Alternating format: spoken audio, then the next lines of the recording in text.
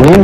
Opo, mapagpala mga banal Diyos na makapangyarihan sa lahat, aming pinakamamahal na Panginoong Hesus. Maraming po salamat po sa paglangis mo sa bawat bahagi ng iyong banal na programa na natapos na. Narito po kami sa pag-aaral na iyong banal salita. Bagong lahat, kami po ay nagpakumbaba, lalabang lingkod sa aming nagawang pagkukulang, pagkakamali, pagkasala, kabagan po kami at patawarin. Lubos labis po kami nagsisi sa aking mga labilog at ikaw po maglagay ng mga katagadapat bigkasin. Ikaw po aking naasahan po sa buong unawa, kaisipan ng bawat nakikinig at patuloy makaming samahan ng iyong kapangyarihan. Sa pangalan ni Jesus, we bind the power of darkness, unbeliefs and doubts. Cast out right now in the name of our dearest Jesus we pray. Amen and amen. Purihin ang ating pinakamamahal na Panginoong Hesus, ang pinakamataas na pagpupuri, pasalamat, pagwalhati at pagdakila ating pong pinabot sa ating Diyos na buhay at makapangyarihan. Walang iba ang ating pinakamamahal na Panginoong Hesukristo. At ako po'y nagbababot ng dobling paggalang, pagbati po ng isang magandang gabi sa ating beloved Honorable Evangelist Wilde Almeida, the end-time prophet of our loving God. Gayon din po sa kanyang mahal sa buhay at sa lahat ng ating mga kapatiran, Luzon, Visayas, Mindanao, loob labas ng bansa. Magandang gabi po, maging sa bawat kayo lamang nagbukas na kalang mga radio set. Kayo po'y nakikinig sa programa ng Jesus Miracle Hour. Good evening and happy listening po sa inyong lahat. Purihin ang ating pinakamamahal na Panginoong Hesus, ang ating pong tatalakayin. Pamaganta po nating Abide in Me. Kung kayo'y magsipanatili sa akin. Ating pong teksto, dito po tayo sa Juan, Kabanatang 15. Ang talata po ay 7 at babalik natin sa talatang 6. Kaya hindi po sa ating beloved Doc. From the book of John, chapter 15, verse 7 and 6. If ye abide in me, and my words abide in you, you shall ask, and it shall be done unto you. If a man abide not in me, he is cast forth as a branch, and is withered, and men gather them, and cast them into the fire, and they are burned. Ito po sa Ebanghelyo ni San Juan, Kabanatang 15, talatang 7 at balik sa 6. Kung kayo magsipanatili sa akin, at ang mga salita ko'y magsipanatili sa inyo, ay hingin ninyo ang anumang inyong ibigin, at gagawin sa inyo. Kung ang sino man na hindi manatili sa akin, ay siya matatapong katulad ng sanga, at matutuyo, at itipunin, at ihahag sa apoy, at mga susunog. Amen. Purihin ang ating pinakamamahal na Panginoong Hesus. Maraming tao, mga minamahal, ang ginawang paglilingkod sa Diyos ay para lamang kaning pagka napaso, mga minamahal, ay iniluluwa. Amen? Yung isinubong kanin na mainit, pag napaso, iniluluwa.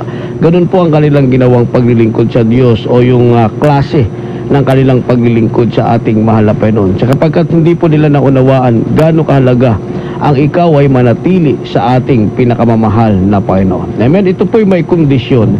Sabi ng ating nabasa, kung tayo daw ay magsisipanatili sa ating pinakamamahal na Panginoong Hesukristo, kasama ng kanyang salita. Tingnan nyo mga minamahal, ha? Kasi hindi mo pwedeng sabihin na nanatili ka kay Kristo kung wala sa iyo ang salita ng Diyos. Amen? Kaya nga, kung mananatili ka sa Diyos, kasama ang kanyang salita, ang sabi rito, hingin mo anuman ang iyong ibigin, gagawin yan sa iyo ng ating pinakamamahal na Panginoong Hesukristo. Ibig sabihin, mga minamahal, kung ikay manatili sa Diyos, isama mo ang kanyang salita sa pananatili mo sa kanya. Hindi ito kalugihan sa tao. Amen. Amen? Ito po ay malaking benepisyo para sa tao, mga minamahal. Dahil hihingi ka sa Diyos eh. Kung ano ang ibig mo, ibibigay ng Diyos sa iyo. Sa kadahilan ng nanatili ka sa Kanya, kasama ng Kanyang salita. Ang kondisyon dito, mga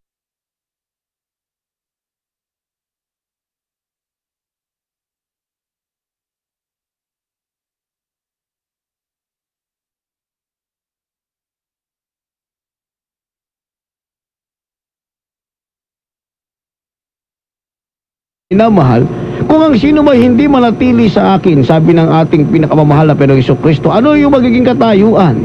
Magiging maganda ba ang iyong buhay? Ang sabi, siya'y matatapong katulad ng sanga at matutuyo at mga titipunin at maiyahagi sa apoy at mga susunog. O yan po ang kalagayan ng tao kung hindi siya maglingkod sa Diyos. Kaya po natin ito i-discuss, mga minamahal, para maunawaan natin sa hinaharap kung ano ang iyong magiging kalagayan kung iwan mo si Kristo. Amen? Mabuti pa nga yung kahoy na sayang ang mga minamahal eh. Kapag yan ay sinunog at nagluto ka ng sinaing, may pakinabang. Pero kapag ang tao ay sinunog doon sa impyerno, itinapon pa sa dagat-dagatang apoy, totally walang pakinabang sa kanya, hopeless ang kanyang kalagayan. Amen? Kaya nga ang sabi ng banal na kasulatan, bagamat ang pananatili sa Diyos ay napakahalaga, ito po ba'y binigyang kahalagahan ng tao? Hindi po. Sa Jeremiah 7:24, ang sabi ng banal na kasulatan, ang tao ay lumakad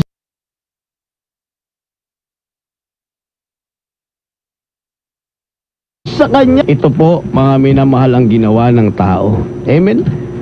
Hindi nila naunawaan gaano kahalaga maglingkod ka sa Diyos. Ang tao pa naman maraming kahilingan. Lahat ng kahilingan ng tao pabor sa kanya, mga minamahal. Gusto niya ng saganang buhay, gusto niya ng buhay na walang karamdaman, walang kalungkutan, puro kasaganahan. Yun pa naman ang gusto ng tao, mga minamahal ko, na yung kanyang gusto, ang tanging magbibigay ay ang ating pinakamamahal na Panginoong Jesucristo, na ang kondisyon kung manatili ka sa Kanya.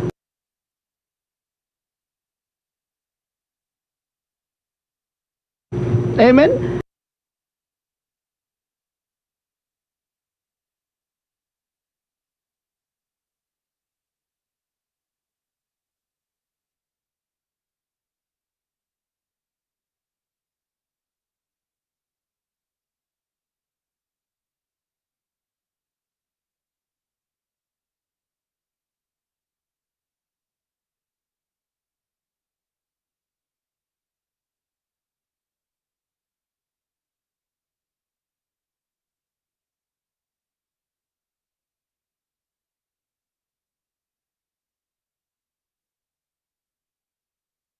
Ang Panginoong Jesucristo at paglayo sa salita ng Diyos,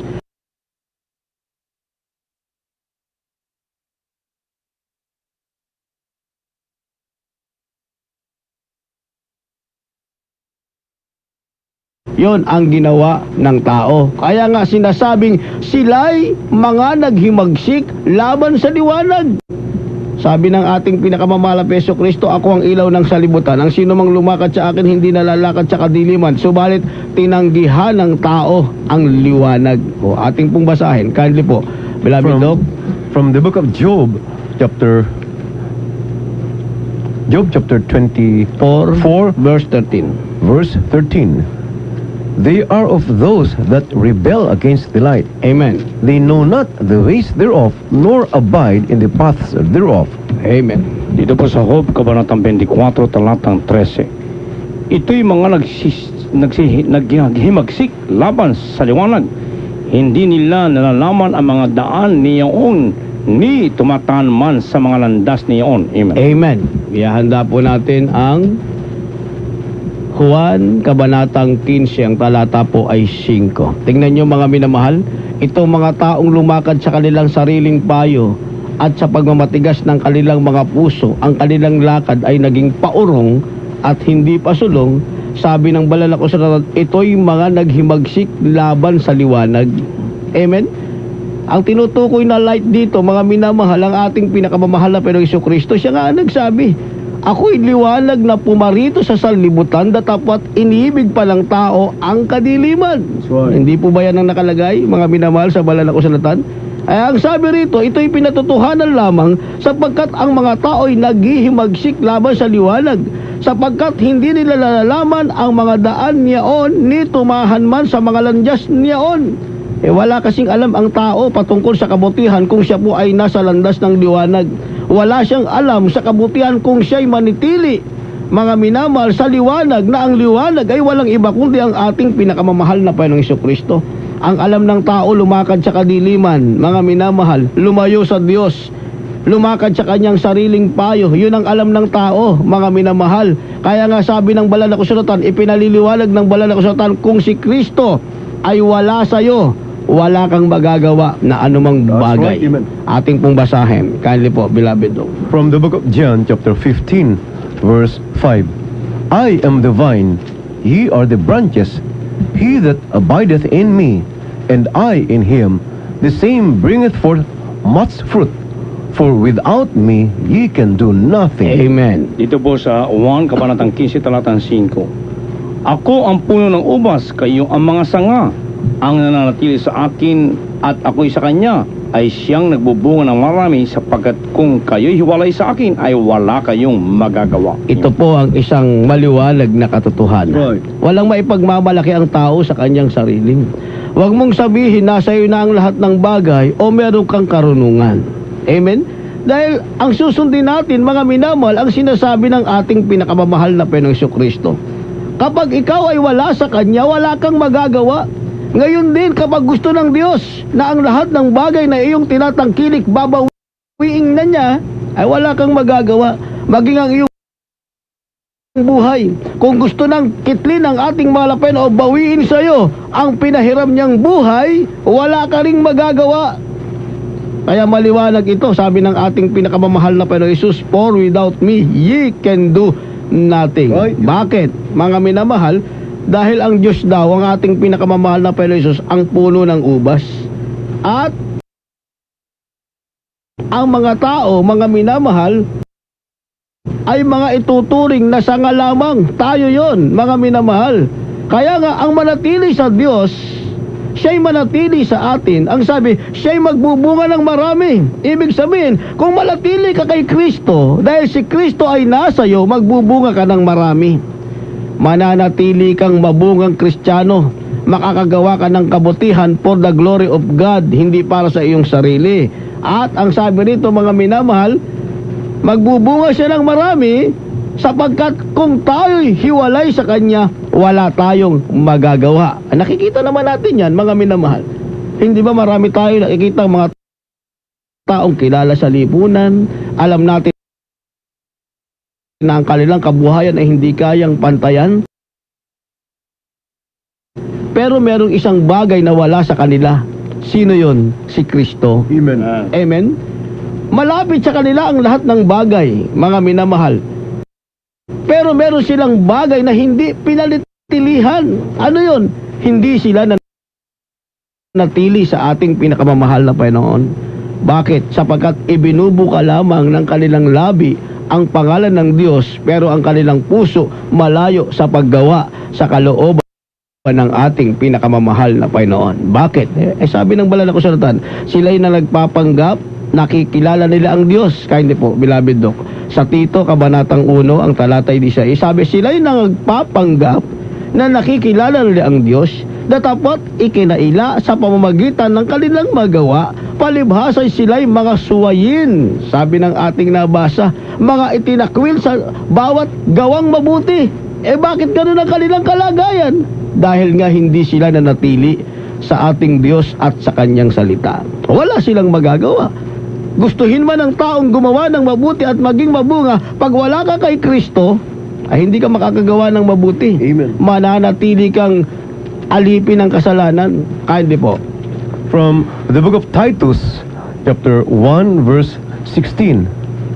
They profess that they know God, Amen. but in works they deny Him, being abominable and disobedient, and unto every good work reprobate.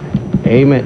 Tito, Kabanatang 1, talatang 16. Sila'y nagpapanggap na nakikilala nila ang Diyos, ngunit ikinaila sa pamamagitan ng kanilang mga gawa, palibhasay mga madulpit at mga masuwayin at mga itinakwil sa bawat gawang mabuti. Amen. Amen. At yan po ang kalagayan ng tao ngayon. Tanggapin natin at hindi, mga minamahal, makikilala mo ang taong hindi na natili kay Kristo at sa Kanyang salita. Amen? Bakit? Ang kanilang kalagayan o pag-uugali, yung kanilang attitude, mga minamahal, nagpapanggap lamang sila na nakikilala ni ang Diyos. Bakit? Kasi ibinubukal din naman kanilang labi. Mga minamahal, ang pangalan ng ating pinakamamahal na Panginoong Jesucristo. Amen? Marami nga nag-hallelujah, praise the Lord Pati sa mga radio, sa television, mapansin natin mga minamahal ginagawa nilang bukang bibig na banggitin ang pangalan ng Panginoon, lalo na yung salitang hallelujah, praise the Lord, na hindi nila alam gaano kahalaga, mga minamahal, ang kahulugan nun. Sabi ng banal na kasulatan, makikilala mo sila. Bakit? Sapagkat sila'y mga malulupit, mga masuwayin, mga itinakwil sa bawat gawang mabuti. Bakit, mga minamahal? Dahil ang pagkakaiba nito sa Kristiyanong nanatili kay Kristo, ang sabi, ang nananatili kay Kristo ay hindi nagkakasala. Unang Juan, Kabanatang 3, ang talata po ay 16. Ating mababasa, kapag ang tao'y nanatili siya kay Kristo, makikita mo, meron siyang bunga. Bakit? Hindi siya nagkakasala. Kindly po. From the first book of John, chapter 3, verse 16, Verse 6. verse 6. Whosoever abideth in him sinneth not. Amen. Whosoever sinneth hath not seen him, neither known him. Amen. Dito po sa unang Juan, kabanatang 3, talatang 16. Dito'y nakikilala natin ang pag-ibig. Oh, 3.6. sorry. Unang Juan, Kabanatang 3, kabanatang 3, talatang 6. talatang 6. Ang sino man nananahan sa kanya ay hindi nagkakasala. Sino man nagkakasala ay hindi nakikilala siya kanya at hindi man nakikilala sa kanya. Amen. Purihin ang ating malapan. Ihanda po natin ang ikalawang Kronika 29 talatang 11. Dito nakikita natin, mga minamahal, kung sino po yung nanatili kay Kristo at kung sino naman yung malayo sa mahal na Panginoon na sumasambita lamang sa pangalan ng Panginoon. Sabi ng ating nabasa, sino ba ang nananahan sa Kanya? Ang sino bang nananahan sa Kanya ay hindi nagkakasala. Amen? Ang tinutukoy na kasalanan dito, yung tinatawag na sin unto death. Yung ating nabasa, mga masuwayin, malulupit, mga itinakwil sa bawat gawang mabuti. Sin unto death yan, mga minamahal. Kapag ka Kristiyano ka na, wala ka na sa sin unto death. Bakit, mga minamahal? Dahil sabi ng ating nabasa, ang sino mang nananahan sa Kanya, hindi na nagkakasala. Ang sino mang nagkakasala ay hindi nakakita sa Kanya, ni hindi man nakakilala sa Kanya. Ayan po ang katotohanan eh. Tingnan mo nga yung mga taong malayo kay Kristo, mga minamahal. Amen? Bagamat sila'y nagbibit-bit ng banal na kasulatan, makikita mong hindi sila sanga na nakadikit sa puno, mga minamahal. Ibig sabihin, hindi sila Kristiyanong nanatili sa ating pinakamamahal na Panginoong Jesucristo. Bakit, mga minamahal? Malayo nga sila sa mga, sila po ay ang mga itinakwil sa bawat gawang mabuti. Naroon pa rin sila sa kasalanan, mga minamahal ko. Amen? Kaya, ang sabi ng ating nabasa, ni hindi mo nakakilala sa Kanya, hindi nila kilala ang Diyos eh. Tanungin mo sila, sino ang Diyos? Meron silang sariling Diyos, mga minamahal. At meron silang sariling paraan ng paglilingkod sa Diyos. Para sa kanila, mga minamahal, yung ginagawa nila, yun na ang kalooban ng Diyos. Hindi ang kalooban ng Diyos ang sinusunod nila, ang Diyos ang pinasusunod nila sa kanilang sariling kalooban. Kaya nga sa gabing ito, mga minamahal, nais ba nating matiyak na tayo po ay mapabilang doon sa mga nanatili kay Kristo, sanga na nagbubunga, na nakadikit sa puno? Meron po ba tayong dapat gawin? Meron. Ikalawang Kronika, kabanatang 29, ang talata po ay 11. From the second book of Chronicles, chapter 29, verse 11. Amen. My sons, be not now negligent, Amen. for the Lord hath chosen you to stand before him, Amen. to serve him, and that you should minister unto him and burn incense. Ikalawang Kronika, kabanatang 29, talatang 11. Mga anak ko, huwag kayong magpahayag sapagkat pinili kayo ng Panginoon. Magpabaya, sapagkat pinili kayo ng Panginoon upang magsitayo sa harap niya, upang mga pagsipangasiwa sa Kanya, at kayo'y maging Kanyang mga tagapangasiwa. Amen. Purihin ang ating pinakamamahal na Panginoong Hesukristo. Amen. Ito ang isang bagay na dapat nating gawin. Huwag tayong mga magpabaya, mga minamahal. Sabi ng ating nabasa, my sons, be not now negligent. Right. Huwag kayong mga magpabaya, dahil maraming Kristiyano, mga minamahal, nagpabaya sila sa paglilingkod sa Diyos. Ibig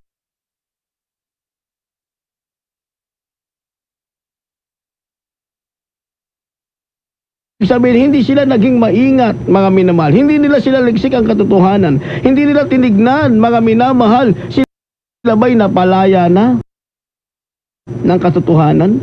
Sapagkat ang katotohanan ang nagpapalaya sa tao. Magkakaroon siya ng tamang buhay, malalaman niya ang tamang daan. Ang katotohanan, ang buhay, ang daan, walang ibang ating pinakamamahal na Panginoong Jesucristo. Kaya nga, kinakailangan manatili ka sa ating pinakamamahal na Panginoon. Paano ka mananatili? Ang sabi ng ating nabasa, huwag kang magpabaya sapagkat pinili ka ng Panginoon.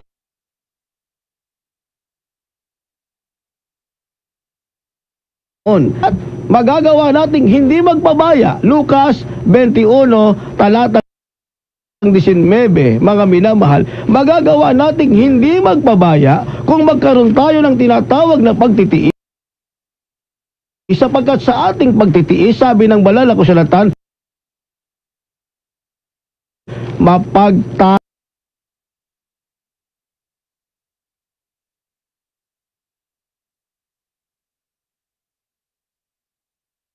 tagumpayan mo ang iyong kaluluwa. Right. Amen? Ating pong basahin. Kindly po, beloved. From the book of Luke, chapter 21, verse 19. In your patience, possess ye your souls. Amen.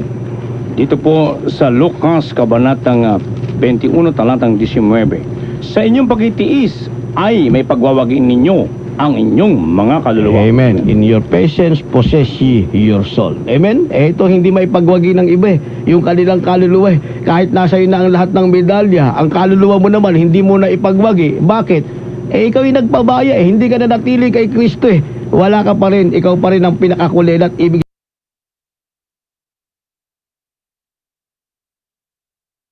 sabihin, pinakaaba ka pa rin kapag hindi mo nagawang maipagwagi ang iyong kaluluwa. Amen? Kaya nga merong pagtitiis. Sa hindi mo pagpababaya, merong pagtitiis. Pero sa pagtitiis mo, maipagwawagi mo ang iyong kaluluwa. Ibig sabihin yan, manatili ka kay Kristo. Pag nanatili ka kay Kristo, ang mabuting bagay na matatanggap mo sa Panginoon. Ang ating huling talata, Jeremiah. Ang talata naman po ay 7, o rather, ang kabanata ay 7, ang talata ay 23. Ito po ang magandang, mabuting bagay na matatanggap natin mula sa ating pinakamamahal na Jesus, makapananatili pa tayo sa Kanya. Kindly po. From the book of the prophet Jeremiah, chapter 7, verse 23. But this thing commanded I them, saying, Obey my voice, and I will be your God, and ye shall be my people, and walk ye in all the ways that I have commanded you, that it may be well unto you. Amen. Jeremias, kabanatang 7:23. Kundi ang bagay nito ang inuutos ko sa kanila na aking sinasabi, inyong dinggin ang aking tinig, at ako'y magiging inyong Diyos, at kayo'y magiging aking bayan, at magsilakad kayo sa lahat ng daan na inuutos sa inyo sa ikabubuti ninyo. Purihin ang ating pinakamamahal na Panginoon. Tingnan niyo mga minamahal, ha? Kung magawa nating dinggin ang tinig ng Diyos. Amen? Kasi manatili tayo sa Kanya. Ang salita niya ay manatili sa atin. Sabi ng ating nabasa mga minamahal, siya ay ating magiging Diyos, tayo'y Kanyang magiging bayan, at magagawa nating lumakad sa daan ng Kanyang inuutos. Ito ay sa ating ikabubuti. Purihin ang ating mahal na Panginoon. Kaya nga, sa ating pananatili sa ating Diyos, mga minamahal, ikabubuti po natin ito. Ang Diyos ay ating magiging Diyos. Tayo'y magiging bayan ng Diyos. Ito'y sa ating ikabubuti. Sa magsing panalangin ng pagsisisi, tanggapin niyo po ang ating pinakamamahal na Panginoong Hesus. Sa gabing ito, nais niyo po bang manatili sa Diyos? Ang Diyos ang nagsasabi, huwag kang magbabaya. Sa iyong pagtitiis, may pagwawagi mo ang iyong kaluluwa. Yan ang napakalagang bagay sa panahon ito.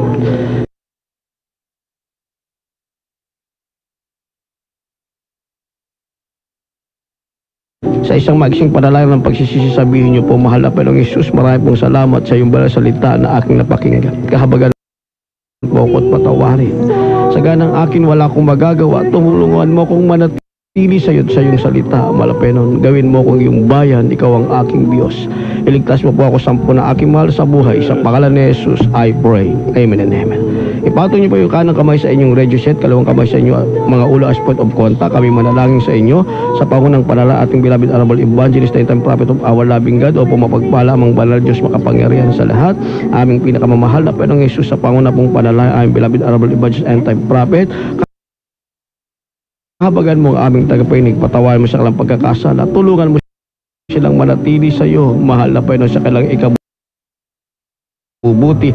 Iligtas mo sila sa pagkamalas sa buhay. Abutin mo rin ang kanilang pangailangan sa kahimalang kaparaanan. Sa pangalan ni Jesus, demons of incurable sickness and diseases, infirmities, cast out from them complete healing and deliverance in the name of Jesus. Vices began, poverty, poverty, cast out from them. Bless us, O Lord God, in the name of our dearest Jesus we pray. Amen and amen. Amen. Praise God. Purin po ang ating pinakamamahal na Panginoon Jesus. God bless po. Ating beloved ordained preacher Louie Angeles sa ating na pag-aralang Ebanghelyo ng Kaligtasan. At muli mga minamahal sa ating pansamantalang pag-iwahiwalay sa gabing ito, nakasama po ninyo